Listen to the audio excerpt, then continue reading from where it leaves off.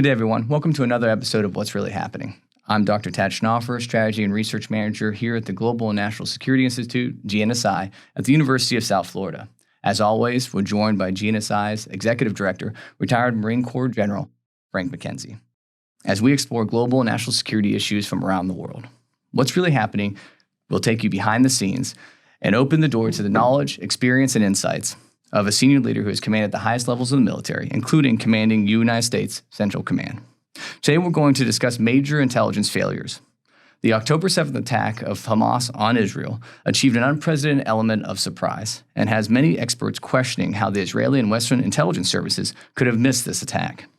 In addition to this recent failure, we will discuss other famous situations where intelligence agencies have failed to inform or persuade decision makers of an impending crisis. We will discuss famous failures such as the attack on Pearl Harbor, the German invasion of Russia in 1941, and the 9/11 attacks. Finally, we will touch on intelligence successes, such as the U.S. warnings of a Russian invasion of Ukraine in 2022, and some possible solutions to minimize future failures. Well, good morning, General. Sir, I'd like to read a quick quote from Richard Betts about intelligence failures, which he wrote a few years ago.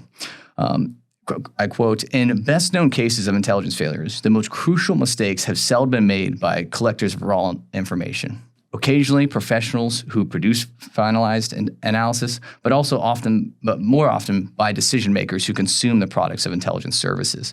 From your experience, do you believe intelligence failures commonly rest at the decision-making level?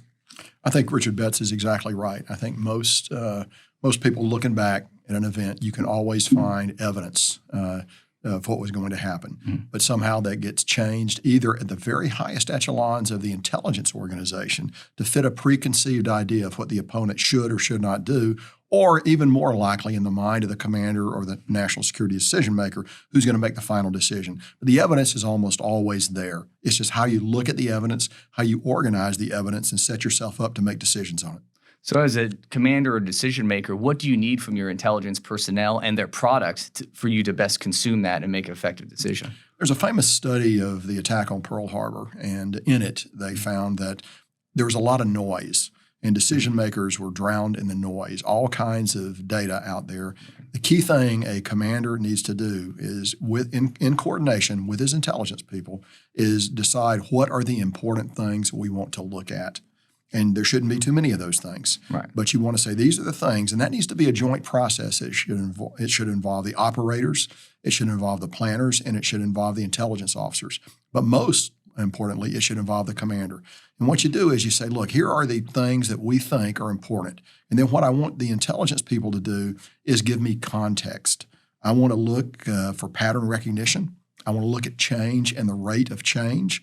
We said this is important, well, it's changed, or it hasn't changed. Both may be significant. Mm-hmm. And what I expect then is context from that senior intelligence officer. Because as you noted, the data is always there.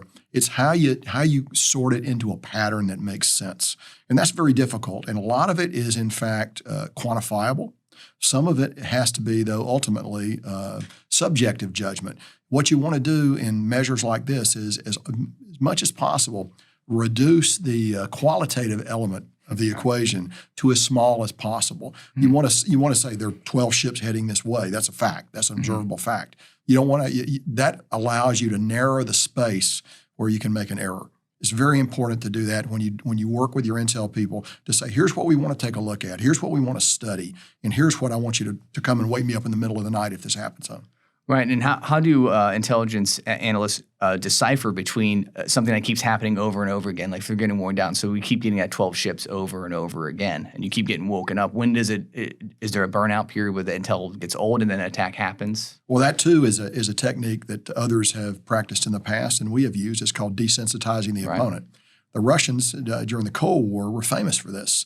They would conduct large-scale troop exercises in East Germany, come right up to the inter-German border, and then stand down, and send their troops home. Well, one day they could have chosen to continue the attack, but you get used to seeing that. And the theory is it desensitizes the observer to that activity. It becomes normal behavior because it happens frequently. I think we saw some of this in the preparations of Hamas to attack Israel out of Gaza here recently. But I think it's an important thing. And so what you have to do as a commander is you've got to be understanding when they keep telling you this is happening.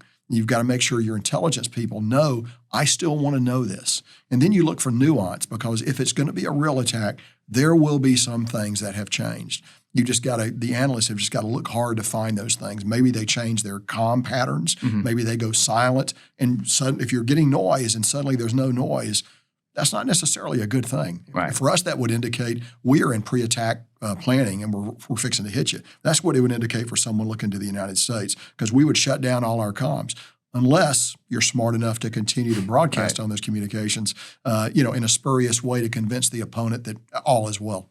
Right, and we saw this with the lead up to the Russian invasion of Ukraine, where they had built up in April of 21, but the next build up in December timeframe, January of 2022, they were bringing in a lot more medical equipment, a lot more of other equipment that the news was reporting on, stating that this looks like it might be different.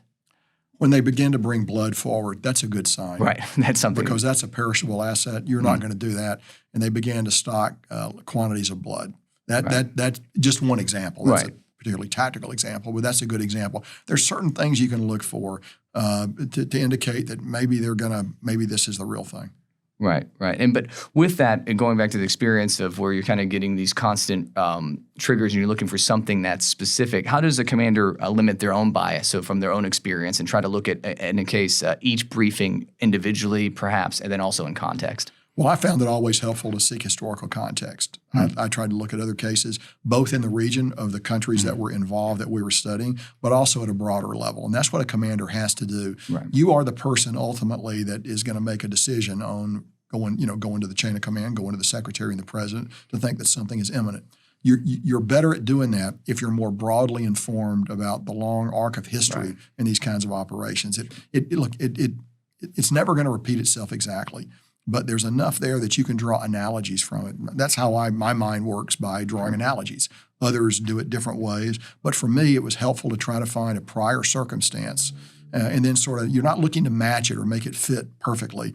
But there's some things there that can help guide you as you make your decisions. And as you as the commander ultimately look at the pattern and try to sort it to find intent. Right. And as you're looking at patterns, one thing that is commonly addressed is that a commander or a decision maker might be stuck on a plan. And so when they start receiving that intelligence that supports their plan, they tend to go with it, maybe with less scrutiny as against intelligence that would go against it. How do you deal with that? A common term for that is confirmation bias. Right. You believe something. Therefore, everything that's reported to you, you sort it in your own mind to try to make it support your belief. Right. And that's a very dangerous thing. I think probably in recent years, the most egregious example of that was the Israelis in 1973. They had and this was largely in the senior levels of their intelligence community. They believed that Egypt would not attack across the Suez Canal. Right. And despite the bridges were coming forward, all of the signs were there. Senior level intelligence analysts, and actually not analysts, but senior level intelligence officers chose not to actually believe that was possible. So the advice they gave was that this is not it. It's not going to happen. And what you have to do as a commander is you have to be open to the fact that your view of the world may change, and it may change dramatically and radically. And that's why you have to get all kinds of broad intelligence, non-classified intelligence. You have to sample the totality of the environment in order to develop a picture. Right. And looking at those historical examples, how does this understanding of intelligence and how decision makers consume intelligence, how does that relate to the failures at Pearl Harbor or the Russian failure to identify the German invasion in 1941, for example? Well, let's take the Operation Barbarossa, launched in June 1941, the greatest land military operation, certainly in modern history. Right. All the indicators were there. Everything was there. The Russian spy network, which was very advanced, Richard Sorge in Tokyo, was sending direct reports back. Stalin, at the very top of a totalitarian system, refused to believe it, and in fact punished people who did believe it. So there you've got a unique failure, a failure of the man at the top, which is a weakness, I think, of all totalitarian systems. And, when people criticize our system, I think we often don't pay enough attention to the dangers of a strong man or woman in charge who can afford to ignore all advice when there are no checks and balances on them. We see a little bit of that today, I think, in Russia with Vladimir Putin, where you've got one man who's making all the decisions. Well, when it's reduced to one man, without guardrails, then you depend on that person to be perfect all the time. And the one thing history teaches us is no one's perfect all the time. So in the case of Barbarossa and the invasion of Russia, clearly it was all there. Clearly at the top, the Soviets were not prepared to accept that. Now, a little different in the case of Pearl Harbor. Again, conflicting intelligence, but all pointed toward Japanese action. We made the mistake, I believe, of assuming it would not be at Pearl Harbor. There was a bias. They won't attack us at Pearl Harbor because it was difficult for us to defend there. We wouldn't have done that perhaps. And so you get George Marshall, one of his few mistakes, I think, as the senior military leader of the United States in the Second World War. I think he tended to think the attack would occur in the West, in the Philippines or other places, and there was intelligence there that attack would occur, and of course attacks did occur in the Philippines and further in the Western Pacific, but they also stuck a dagger into us at Pearl Harbor, and it did not fit our model of what we thought they were going to do. So, and there was so much noise out there, and the system was not efficient. The ability to deliver warning messages was not as it is today. Things moved slowly. Local commanders chose to defend the wrong thing. I think Admiral Kimmel and General Short in Hawaii both planned on the possibility of an attack. They just didn't think it would be a large concentrated air attack. They thought it would be saboteurs. So that's why you had airplanes lined up wingtip to wingtip at Clark Field and other places in order to provide protection against what we would call local saboteur attacks, not a massive attack from the sky.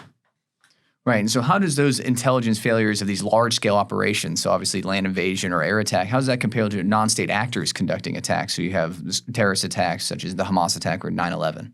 So, I actually, the Hamas attack on Israel, I would actually frame that almost in the case of a state-on-state attack. Hamas is not a state entity, but they had many of the characteristics of a state operating in Gaza. So in the case of why was the Hamas attack successful against Israel? Well, they achieved, and I would say, both tactical and strategic surprise. And they did that because, first, I think, ruthless compartmentation. Nobody knew. I don't even think the people going up to their attack positions on the day of the attack knew until they got there that today was going to be the day. They cut Lebanese Hezbollah out. They cut the Iranians out. They cut their own political leadership out, which lived in opulent luxury in Doha, Qatar. They cut them out. Only those people who needed to know about the attack knew about it. Frankly, I don't believe the Israelis thought they had the discipline to do it. I would have joined that judgment. I would not have thought they had the discipline to do it. So they cut that down very small. They desensitized the Israelis by running exercises, bringing bulldozers up to the border, bringing people up to the border, a variety of things that tended to decentralize the Israelis. They came down out of the cell phone communications and wireless communications. And the Israelis have dominant capabilities in that domain. So the Israelis didn't pick up on that change, or at least at the higher levels. Now, one thing we know about Israel, they will thoroughly investigate this attack, just as they thoroughly investigated the 1973 attack. And we will eventually know all the details. And I predict we will find this was knowable. This was knowable probably at lower levels, but it did not fit the preconception of senior Israeli leaders who believed they had a sort of a quasi-deal, if you will, with Hamas, that the Israelis, would allow money to flow into Gaza through the Qataris in order to bankroll what was going on there and actually to take care of the people in Gaza, which, left to their own devices, Hamas was simply incapable of doing. So they believed this was a deal that Hamas would not want to break, because surely they reckoned, they realized that if you attack us, we will come after you very hard. So I think again, you have a preconception about what the opponent will or will not do.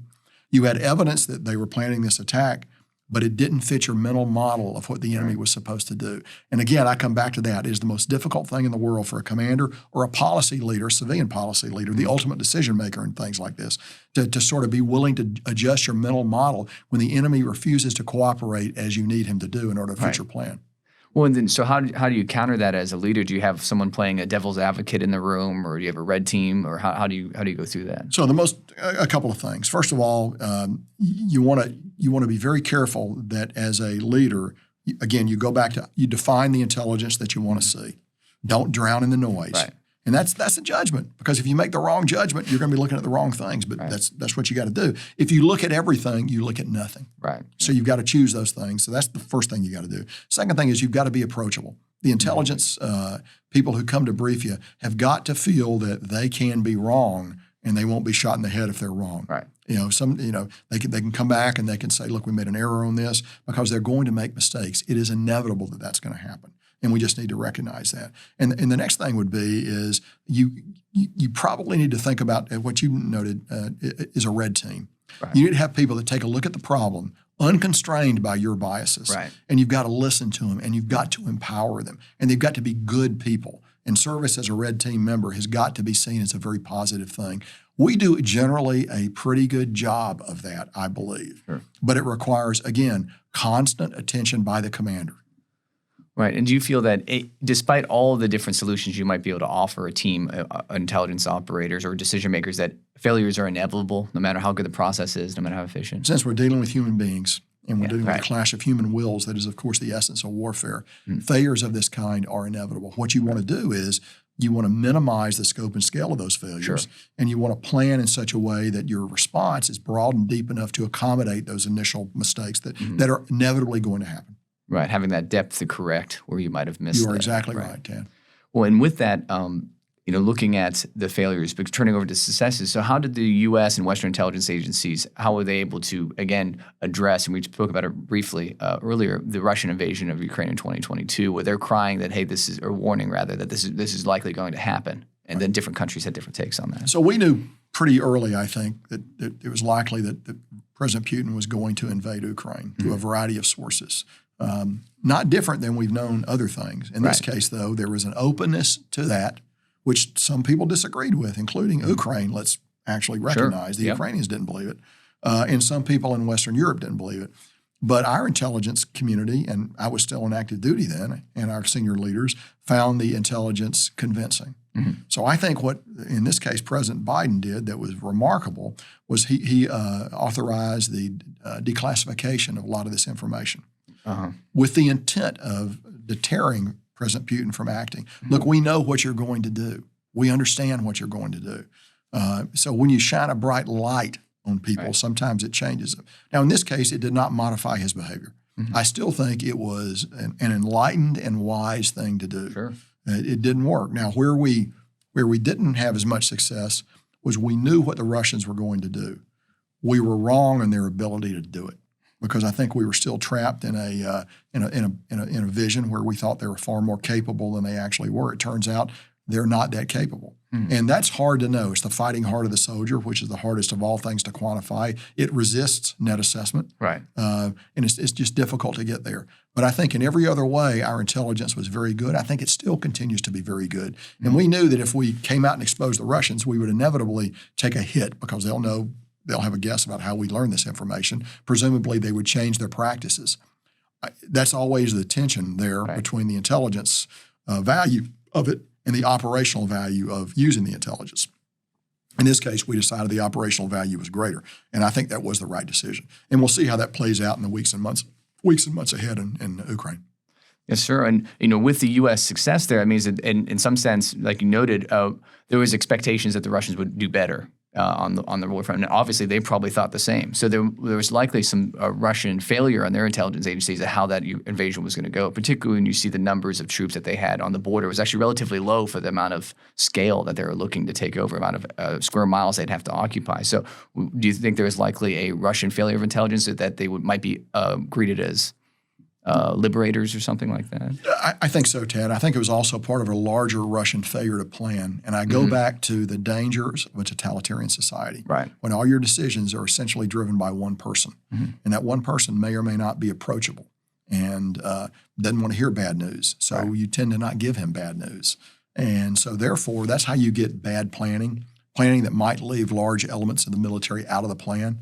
I think in this case, a lot of the Russian planning was done by the security organs, not actually the military organs of state. Right. And that's not the way you want to plan a large-scale ground invasion. Right. And looking at the U.S. structure, you have all these different agencies, feeding information to decision makers compared to, like we said, the Russian government, which might be more siloed. But in the U.S., we have multiple different agencies feeding commanders and decision makers information. Are each of those different sources slightly biased, and how do commanders or decision makers kind of filter through those? Because they're going to have different perspectives on issues. Different agencies, different intelligence organizations are going to bring different perspectives. And that's not a bad thing, actually. Right. You want a wide spectrum of opinion. You just got to sort through it. Right. And that can become a messy process at what we would call the interagency level. Mm-hmm. But I think it actually allows you to get to the best possible understanding of the situation. The danger here is when intelligence becomes policy. Right. Policy should not emanate from intelligence. Mm-hmm. Policy needs to emanate from decision makers. And I think, generally speaking, our intelligence community is aware of that. But there's a danger there that intelligence can be of such a nature that it actually forces policy decisions. And that's probably not what you want. It needs to inform policy decisions. It needs to be in the room every time you're talking about these things. But it should not be. It should not drive the policy decision. Right. And lastly, sir, how do we look at intelligence failures and lessons learned going forward? So we talked about a number of failures, a couple successes. So what are the big takeaways for decision makers as we go forward and continually analyze events around the world? Well, we need to recognize that intelligence failures are going to be inevitable. Right. And so that's just a fact. How you inoculate yourself from that is you have a broad source. You have broad sources of intelligence, not single source. You try to get as much input as possible, but recognize that the danger of being wrong is very real.